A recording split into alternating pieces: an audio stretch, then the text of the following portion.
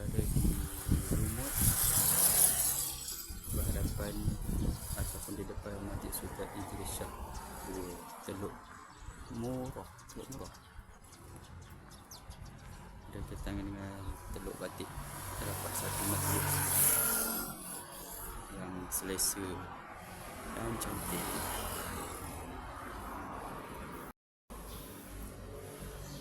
Ruang koridor di luar Dewan Salat Utama.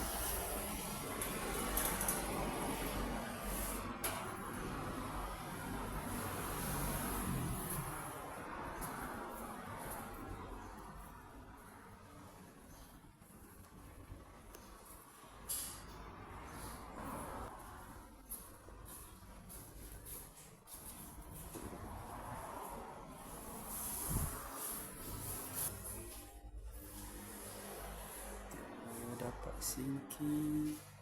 Ada bilik persalinan.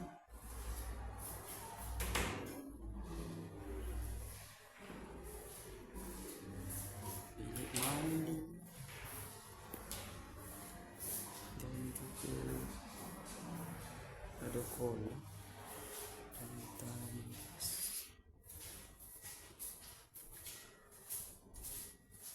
Terdapat tempat duduk.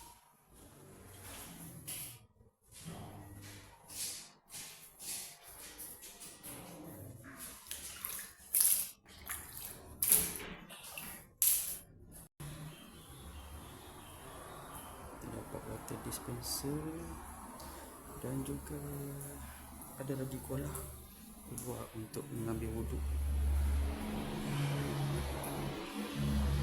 Cukup besar kolam ni. Desain kolam dia sangatlah bagus, praktikal. Sangatlah kecil, satu bata saja, tidak terlalu tebal.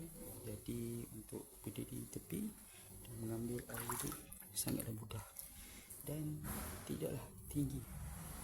Bata diikat mungkin di dalam 2 kaki, tidak hampir 3 kaki. Lebih rendah, 2 tai saja. Sangat praktikal, rendah dan mudah untuk mengambil wuduk. Dan dindingnya pun nipis, tak perlu besar-besar yang terpaksa menunduk jauh untuk mengambil air. Sangat praktikal. Desain kolam beginilah perlu diguna pakai untuk di semua masjid baru-baru.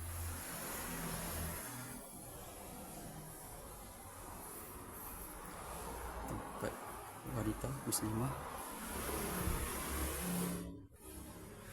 Kita menuju ke ruang solat utama.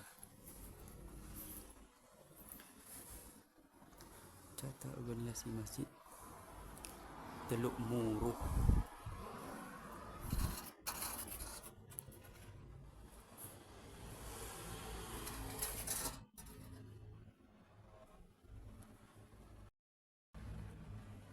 Keadaan di dalam masjid dihiasi dengan ayat-ayat suci